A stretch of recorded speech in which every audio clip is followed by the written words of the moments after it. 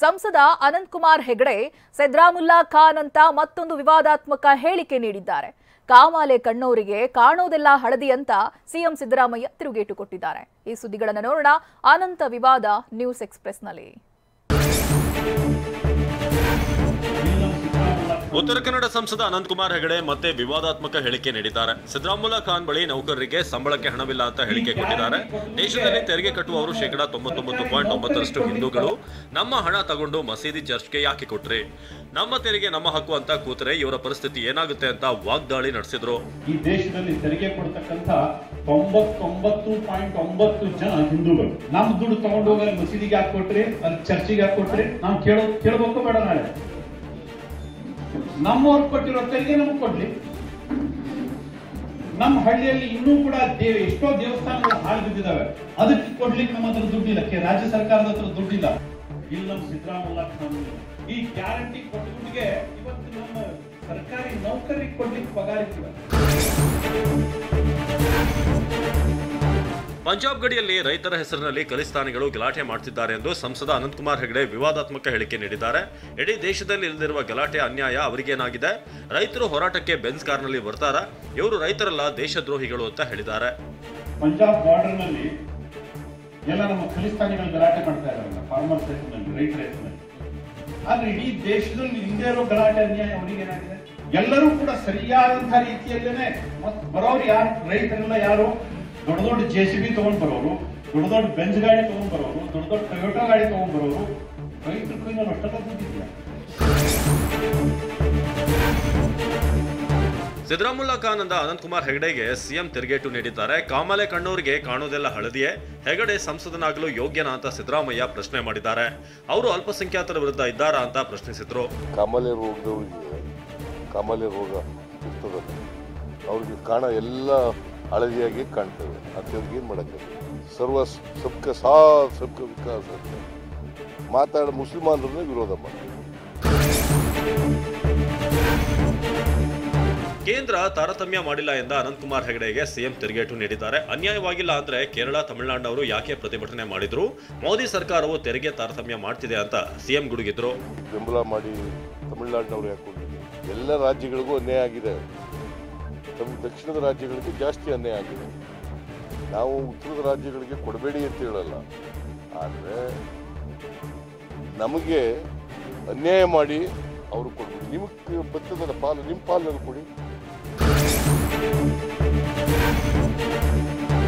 CM ವಿರುದ್ಧ ನಾಲಿಗೆ ಹರಿಬಿಟ್ಟಿದ್ದ ಅನಂತ್ ಕುಮಾರ್ ಹೆಗಡೆ ವಿರುದ್ಧ ಸಚಿವ ಎಂಬಿ ಪಾಟೀಲ್ ವಾಗ್ದಾಳಿ ನಡೆಸಿದ್ದಾರೆ. ವಿಜಯಪುರದಲ್ಲಿ ಮಾತನಾಡಿದ ಎಂಬಿ ಪಾಟೀಲ್ ಅನಂತ್ ಕುಮಾರ್ ಹೆಗಡೆ ಅವರನ್ನ ಮೆಂಟಲ್ ಆಸ್ಪತ್ರೆಗೆ ಸೇರಿಸಬೇಕು ಅಂತ ತಿರುಗೇಟು ನೀಡಿದ್ರು. ಮೆಂಟಲ್ ಆಸ್ಪತ್ರೆಗೆ ಸೇರಿಸಬೇಕು. 5 ವರ್ಷ ಇವರು ಕಾಣೆಯಾಗಿದ್ದರು, ಎಲ್ಲಿ ಕೂಡ ಇರಲಿಲ್ಲ. ಇವತ್ತು ದಿವಸ ಮತದಾರರಿಗೆ ಮೋದಿ ತೋರಿಸಿಲ್ಲ. ಇವತ್ತು ಈಗ ಚುನಾವಣೆ ಬಂದಮೇಲೆ ಈ ರೀತಿ ಹಿಂದೂ ಮುಸ್ಲಿಂ ಹೇಳಿಕೆ ಕೊಡೋ ಮೂಲಕ ಲೋಕಸಭೆ ಚುನಾವಣೆಗೆ ಸ್ಪರ್ಧೆ ಮಾಡಲಿಕ್ಕೆ ಬಯಸಿದ್ದಾರೆ. ಹಿಂದೆ ಇವರು ಸಂವಿಧಾನವನ್ನು ತಿರುಚಬೇಕು ಅಂತ ಹೇಳಿದರು. ದೆಹಲಿಯಲ್ಲಿ ಪ್ರತಿಭಟನಾ ನಿರತ ರೈತರನ್ನ ದೇಶದ್ರೋಹಿಗಳು ಎಂದ ಸಂಸದ ಅನಂತ್ ಕುಮಾರ್ ಹೆಗಡೆಗೆ ಸಚಿವ ಶಿವಾನಂದ ಪಾಟೀಲ್ ತಿರುಗೇಟು ನೀಡಿದ್ದಾರೆ. ಬೆಂಗಳೂರಿನಲ್ಲಿ ಮಾತನಾಡಿದ ಅವರು, ರೈತರು ಟೆರರಿಸ್ಟ್ಗಳಾಗಿದ್ರೆ ಕೇಂದ್ರ ಸಚಿವರು ಯಾಕೆ ಸಭೆ ನಡೆಸಿದ್ರು? ಹೆಗಡೆ ಯಾಕೆ ಈ ರೀತಿ ಮಾತನಾಡ್ತಾರೋ ಗೊತ್ತಿಲ್ಲ ಎಂದು ಗುಡುಗಿದ್ರು.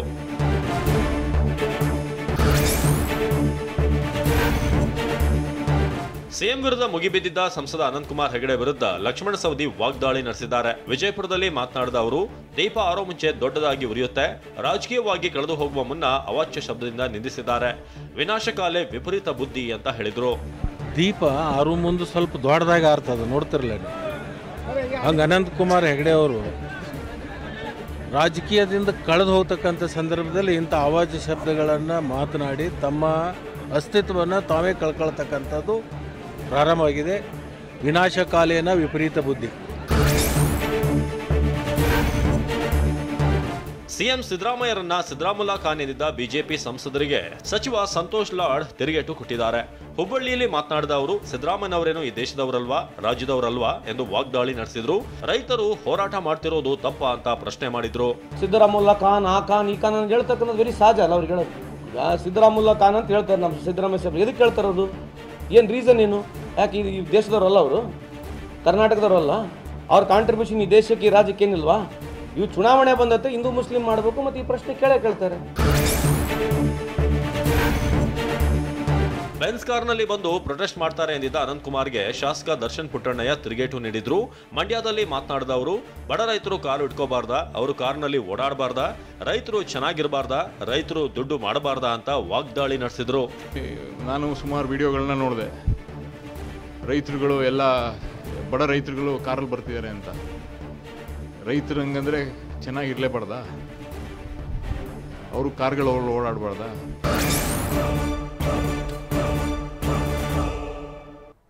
ರಾಜ್ಯ ರಾಜಕಾರಣದಲ್ಲಿ ಇವತ್ತು ಸಹ ಧಾರ್ಮಿಕ ದತ್ತಿ ಕಾಯ್ದೆ ಚರ್ಚೆಯಾಗಿದೆ. ಬಿವೈ ವಿಜೇಂದ್ರ ಅಪ್ಪನೇ ಈ ಕಾನೂನು ತಂದಿದ್ದು ಅಂತ ಸಚಿವ ರಾಮಲಿಂಗಾರೆಡ್ಡಿ ತಿರುಗೇಟು ಕೊಟ್ಟಿದ್ದಾರೆ.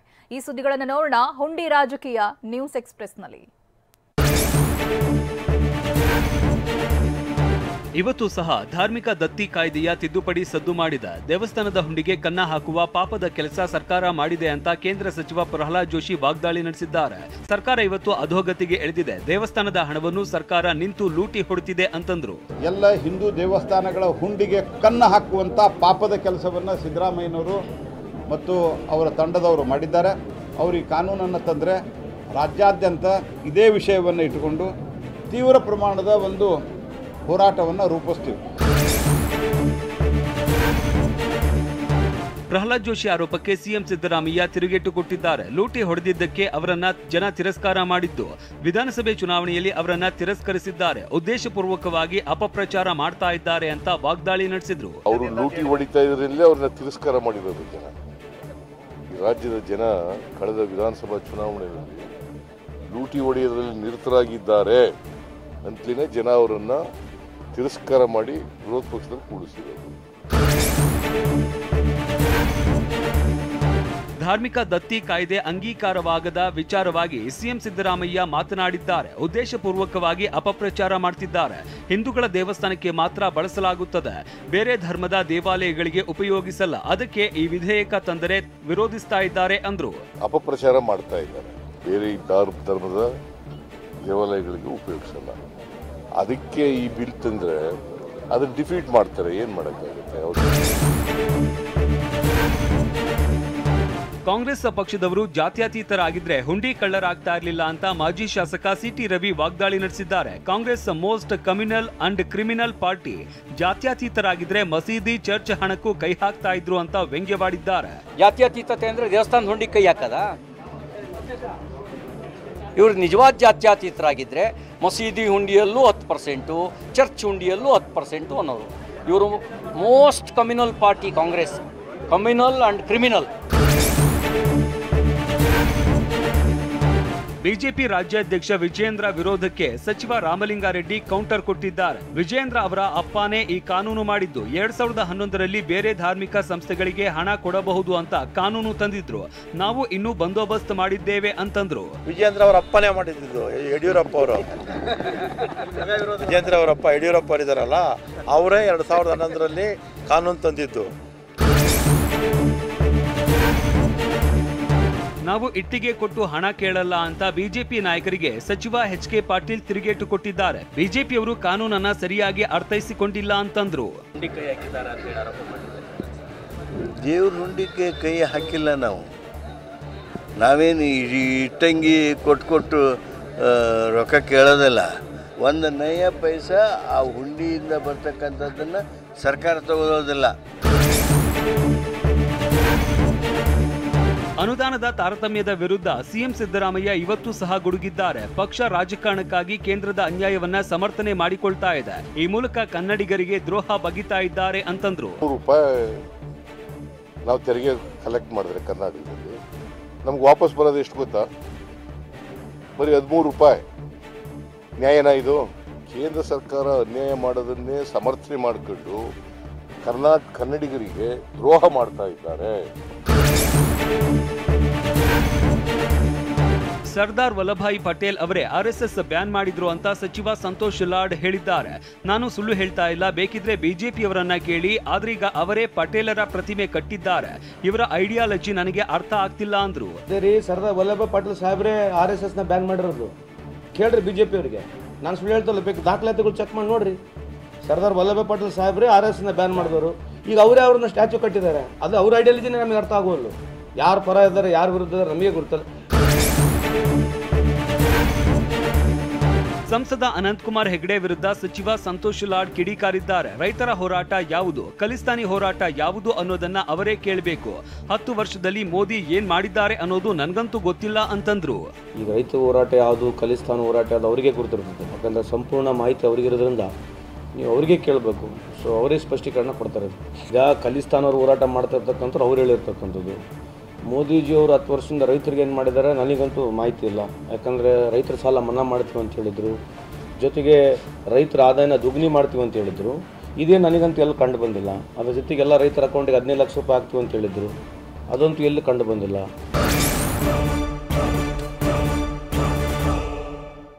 ರಾಜಕೀಯ ಪಕ್ಷಗಳು ಲೋಕಸಭೆಯ ಲೆಕ್ಕಾಚಾರದಲ್ಲಿ ತೊಡಗಿವೆ. ಇತ್ತ ಆಪ್ ಮತ್ತು ಕಾಂಗ್ರೆಸ್ ನಡುವಿನ ಸೀಟು ಹಂಚಿಕೆ ಘೋಷಣೆಯಾಗಿದೆ. ಈ ಸುದ್ದಿಗಳನ್ನು ನೋಡೋಣ ಸಮಗ್ರ ಸಮಾಚಾರ ನ್ಯೂಸ್ ಎಕ್ಸ್‌ಪ್ರೆಸ್‌ನಲ್ಲಿ. ಹಾಸನದ ಗ್ಯಾರಂಟಿ ಸಮಾವೇಶದಲ್ಲಿ ಜೆಡಿಎಸ್ ವಿರುದ್ಧ ಸಿಎಂ ಸಿದ್ದರಾಮಯ್ಯ ಗುಡುಗಿದ್ದಾರೆ. ಎತ್ತಿನಹೊಳೆ ಯೋಜನೆಗೆ ಜೆಡಿಎಸ್ ವಿರೋಧ ಮಾಡ್ತು. ಈ ಮಣ್ಣಿನ ಮಕ್ಕಳೇ ನಿಮಗೆ ಅನ್ಯಾಯ ಮಾಡಿದ್ದಾರೆ. ಹೆಚ್ಡಿಗೆ ಮಾತೆತ್ತಿದ್ರೆ ರೈತ ಮಣ್ಣಿನ ಮಕ್ಕಳು ಅಂತಾರೆ ಅಂತ ವಾಗ್ದಾಳಿ ನಡೆಸಿದ್ರು. ರೈತರ ಮಕ್ಕಳು, ಮಣ್ಣಿನ ಮಕ್ಕಳು,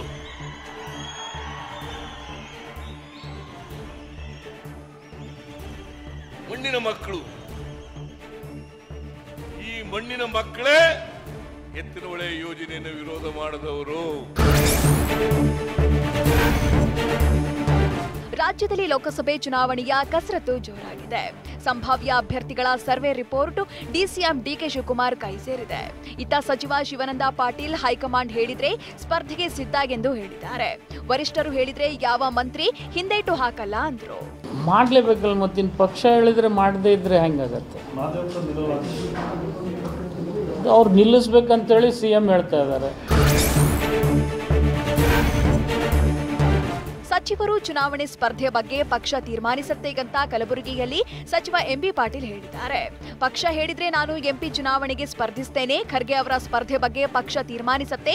ಖರ್ಗೆ ಅವರು ಚುನಾವಣೆಗೆ ನಿಲ್ಲಬೇಕೆಂದು ಜನರ ಆಸೆಗಿದೆ ಅಂದ್ರು. ಯಾಕಂದ್ರೆ ಈಗ ಖರ್ಗೆ ಸಾಹೇಬರು ನಿಲ್ಲಬೇಕು ಅಂತೇಳಿ ಜನರ ಒಂದು ಒತ್ತಾಸೆ ಕಲಬುರಗಿಯಲ್ಲಿ ಭಾಳ ಇದೆ. ನೋವು ಕೂಡ ಅಷ್ಟೇ ಆಗಿದೆ. ಹಾಸನ ಅವ್ರ ಮೇಲೆ ಆಗಿದಂಥ ಇದ್ರ ಮೇಲೆ ನೋವು ಕೂಡ ಇದೆ. ಅವ್ರು ನಿಲ್ಲಬೇಕು ಅಂತೇಳಿ ಜನರ ಒತ್ತಾಯ ಇದೆ.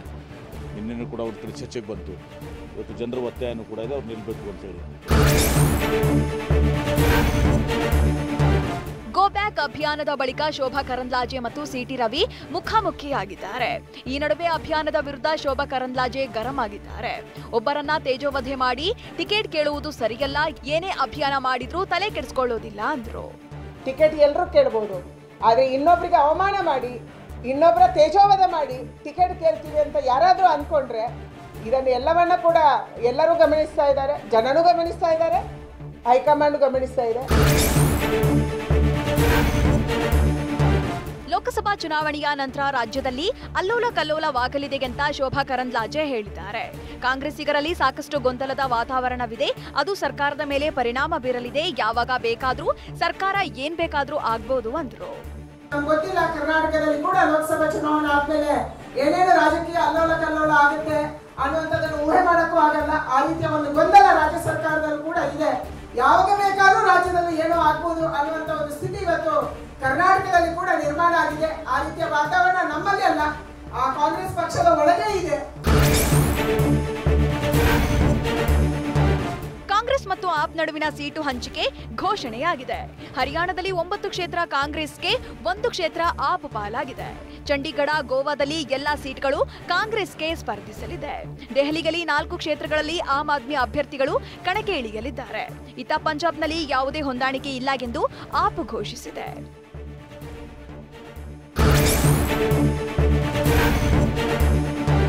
ರಾಜ್ಯಸಭೆ ಚುನಾವಣೆಗಾಗಿ ಕಾಂಗ್ರೆಸ್ ನಾಯಕರು ಸಂಪರ್ಕ ಮಾಡಿರೋದಾಗಿ ಜೆಡಿಎಸ್ ಶಾಸಕ ಶರಣಗೌಡ ಕಂದಕೂರ್ ಹೇಳಿದ್ದಾರೆ. ರಾಜ್ಯಸಭೆ ಚುನಾವಣೆಯಲ್ಲಿ ಅಡ್ಡ ಮತದಾನವೂ ಆಗಬಹುದು. ಸಂಪರ್ಕ ಮಾಡಿದವರ ಹೆಸರು ಬಹಿರಂಗಪಡಿಸಲ್ಲ ಅಂದ್ರು. ಮಾಡಿದ್ದಾರೆ ಹೇಳ್ತೀನಿ, ಅದ್ರಾಗ ಏನು ತಪ್ಪಿದೆ? ಮಾಡಿದ್ದಾರೆ ಅಂತ ಹೇಳ್ತಾ ಇದ್ದೀನಿ. ನೋಡಿ, ಇವೆಲ್ಲ ಚುನಾವಣೆದಾಗ ಎಲ್ಲ ಸಹಜ ಪ್ರಕ್ರಿಯೆಗಳು. ಅವರು ನಿಂತಾಗ ಇವರು ಏನಪ್ಪಂತಂದ್ರೆ ಮಾಡಿಸಿರ್ತಕ್ಕಂಥದ್ದು, ಇವರು ನಿಂತಾಗ ಅವ್ರು ಮಾಡಿಸಿರ್ತಕ್ಕಂಥದ್ದು ಅನೇಕ ಇತಿಹಾಸಗಳು ಇದೆ. ವಿಡಿಯೋ ಜರ್ನಲಿಸ್ಟ್ ಅಸೋಸಿಯೇಷನ್ ಪ್ರೆಸ್ ಕ್ಲಬ್ನಲ್ಲಿ ಆರೋಗ್ಯ ತಪಾಸಣೆ ಶಿಬಿರ ಆಯೋಜನೆ ಮಾಡಿತ್ತು. ಆರೋಗ್ಯ ಸಚಿವ ದಿನೇಶ್ ಗುಂಡೂರಾವ್, ಪ್ರೆಸ್ ಕ್ಲಬ್ ಪದಾಧಿಕಾರಿಗಳು ಕಾರ್ಯಕ್ರಮದಲ್ಲಿ ಉಪಸ್ಥಿತರಿದ್ದರು. ಬರೋಬ್ಬರಿ 387 ಜನ ಮಾಧ್ಯಮ ಸ್ನೇಹಿತರು ಆರೋಗ್ಯ ತಪಾಸಣೆ ಮಾಡಿಕೊಂಡ್ರು. 553 ಜನ ಕಣ್ಣಿನ ತಪಾಸಣೆಗೆ ಒಳಗಾದರು.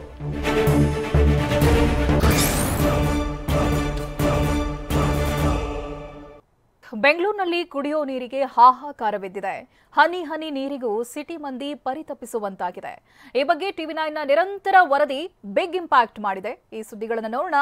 ಬೆಂಗಳೂರಿನಲ್ಲಿ ನೀರಿಲ್ಲ, ನ್ಯೂಸ್ ಎಕ್ಸ್‌ಪ್ರೆಸ್‌ನಲ್ಲಿ.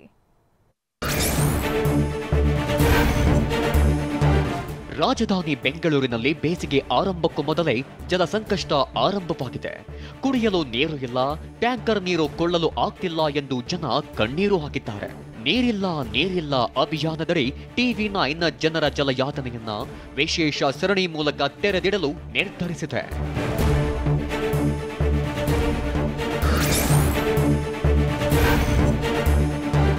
ಮಹದೇವಪುರ ವಲಯದ ವರ್ತೂರಿನಲ್ಲಿ ನೀರಿಗೆ ಜನ ಪರದಾಡಿದ್ರು. ಕುಡಿಯುವ ನೀರಿಲ್ಲದೆ ಜನರು ಕಂಗಾಲಾಗಿದ್ದು, ಹಣ ಕೊಟ್ಟರೂ ಕುಡಿಯುವ ನೀರು ಸಿಕ್ತಿಲ್ಲ ಎಂದು ಕಣ್ಣೀರು ಹಾಕಿದ್ರು.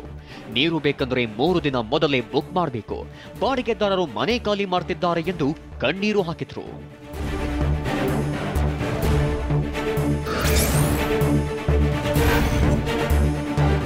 ಇನ್ನು 3 ತಿಂಗಳು ಬೆಂಗಳೂರಿಗೆ ಜಲಕಂಟಕ ಫಿಕ್ಸ್ ಎನ್ನಲಾಗ್ತಿದೆ.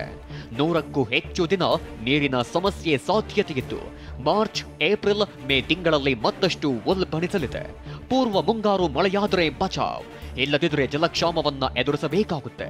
ಮಹಾನಗರಕ್ಕೆ ನಿತ್ಯ 17,000 ದಶಲಕ್ಷ ಲೀಟರ್ ನೀರು ಬೇಕಾಗಿದೆ ಎಂದು ಅಂದಾಜಿಸಲಾಗಿದೆ.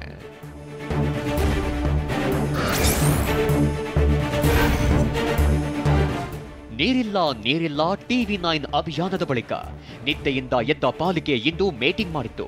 ಬಿಬಿಎಂಪಿ ಕೇಂದ್ರ ಕಚೇರಿಯಲ್ಲಿ ಬಿಬಿಎಂಪಿ ನಗರಾಭಿವೃದ್ಧಿ ಇಲಾಖೆ ಅಧಿಕಾರಿಗಳ ಸಭೆಯಲ್ಲಿ ಮಹಾನಗರ ನೀರಿನ ಸಮಸ್ಯೆ ಬಗ್ಗೆ ಚರ್ಚಿಸಲಾಯಿತು. ಸಭೆ ಬಳಿಕ ಮಾತನಾಡಿದ ಬಿಬಿಎಂಪಿ ಆಯುಕ್ತ ತುಷಾರ್ ಗಿರ್ನಾಥ್, ಬಿಬಿಎಂಪಿ ಬಿಡಬ್ಲ್ಯೂಎಸ್ಎಸ್ಬಿ ವತಿಯಿಂದ ಬೋರ್ವೆಲ್ಗಳನ್ನ ಕೊರೆಸ್ತೇವೆ ಅಂತಂದ್ರು. BWSSB ತಮ್ಮ ಬೋರ್ಡ್ ಮುಖಾಂತರನೂ ಕೂಡ 20 ಕೋಟಿ ರೂಪಾಯಿಯನ್ನು ಇಟ್ಕೊಂಡಿದ್ದಾರೆ. ಅವರು ಕೂಡ ಬೋರ್ವೆಲ್ ಕೊರೆಯಲಿಕ್ಕೆ ವ್ಯವಸ್ಥೆ ಮಾಡಿದ್ದಾರೆ. 8 ಝೋನ್ಸ್ಗಳಿಗೆ ಈಗಾಗಲೇ ಅವರು ಟೆಂಡರ್ ಫೈನಲ್ ಮಾಡಿದ್ದಾರೆ. ಹೀಗಾಗಿ ಎಲ್ಲ ಸಿದ್ಧತೆ ಇದೆ. ಹಣ ಕೊಟ್ಟು ಖಾಸಗಿ ಟ್ಯಾಂಕರ್ಗಳನ್ನು ಕೂಡ ಖರೀದಿಸುತ್ತೇವೆ ಎಂದು ಬಿಬಿಎಂಪಿ ಆಯುಕ್ತ ತುಷಾರ್ ಗಿರಿನಾಥ್ ಹೇಳಿದರು. ಸಭೆ ಬಳಿಕ ಮಾತನಾಡಿದ ಅವರು, ಈಗಾಗಲೇ 800 ಟ್ಯಾಂಕರ್ಗಳನ್ನ ತೆಗೆದುಕೊಂಡಿದ್ದೇವೆ. ಖಾಸಗಿ ಟ್ಯಾಂಕರ್ಗಳಿಗೆ ದರ ನಿಗದಿ ಮಾಡಿಲ್ಲ, ಆದರೀಗ ನಾವೇ ದರ ನಿಗದಿ ಮಾಡ್ತೇವೆ. ಆ ದರವನ್ನ ಖಾಸಗಿ ಟ್ಯಾಂಕರ್ ಮಾಲೀಕರಿಗೆ ನೀಡ್ತೇವೆ ಅಂತಂದ್ರು. ನಾವೇ ಇಂಪಾರ್ಟೆಂಟ್ ಜಾಗದಲ್ಲಿ ಎಲ್ಲಿ ಮೇಜರ್ ಆಗಿ ನಮ್ಮ ಬಡವರು ಇದ್ದಾರೆ ಅಲ್ಲಿ BWSSB ಅವರು 200 ಟ್ಯಾಂಕರ್ಸ್ ತೆಗೆದುಬಿಟ್ಟು ಅದಕ್ಕಿಂತ ಟ್ರಿಪ್ ಮಾಡಿ ಅದರಲ್ಲಿ ನಮಗೂ ಕೂಡ 100 ಟ್ಯಾಂಕರ್ಸ್ 110 ಹಳ್ಳಿಗಳಿಗಾಗಿ ನಮಗೆ ಒದಗಿಸ್ತಾರೆ. ಬಿಬಿಎಂಪಿ ನಗರಾಭಿವೃದ್ಧಿ ಇಲಾಖೆ ಅಧಿಕಾರಿಗಳ ಸಭೆಯಲ್ಲಿ ಟಿವಿ9 ಸಲಹೆ ಚರ್ಚೆಯಾಗಿದೆ. ಸಂಸ್ಕರಿಸಿದ ನೀರು ಕೊಡುವಂತೆ ಬಿಡಬ್ಲ್ಯೂಎಸ್ಎಸ್ಬಿ ಮುಖ್ಯಸ್ಥ ರಾಮ್ ಪ್ರಸಾದ್ ಮನೋಹರ್ ಹೇಳಿದ್ದಾರೆ. ಟಿವಿ9 ಸಲಹೆಯನ್ನ ನಾವು ಪರಿಗಣಿಸಿದ್ದು, ಕಾರ್ ವಾಶ್, ಗಾರ್ಡನ್ಗೆ ಸಂಸ್ಕರಿಸಿದ ನೀರು ಬಳಸಬಹುದು. ನಾವೇ ಸಂಸ್ಕರಿಸಿದ ನೀರನ್ನ ಉಚಿತವಾಗಿ ಪೂರೈಸುತ್ತೇವೆ ಅಂತಂದ್ರು. ಅದು ಗಾರ್ಡನ್ಗೆ ಬಳಸೋದಾಗ್ಲಿ, ಕಾರ್ ತುಳಿಯೋದಕ್ಕಾಗಲಿ, ಬೇರೆ ಬೇರೆ ಇಂಡಸ್ಟ್ರೀಸ್ಗಳಿಗಾಗಲಿ, ಕಮರ್ಷಿಯಲ್ ಕ್ಲೀನಿಂಗ್ಗಾಗಲಿ ಯೂಸ್ ಮಾಡೋದಕ್ಕೆ ಬಳಕೆ ಮಾಡೋದಕ್ಕೆ ಸಾಧ್ಯ ಇದೆ. ಅದನ್ನು ಮಾಡಬೇಕಂತ ತಮ್ಮ ಮುಖಾಂತರ ಮನವಿ ಮಾಡ್ತೀನಿ. ಆ ಥರ ಮನವಿ ಮಾಡಿದಾಗ ಅವರಿಗೆ ಉಚಿತವಾಗಿ ನಾವು ಮರುಬಳಕೆ ಮಾಡೋದು ನೀರನ್ನು ಕೊಡೋದಕ್ಕೆ ಸಿದ್ಧ ಇದೆ.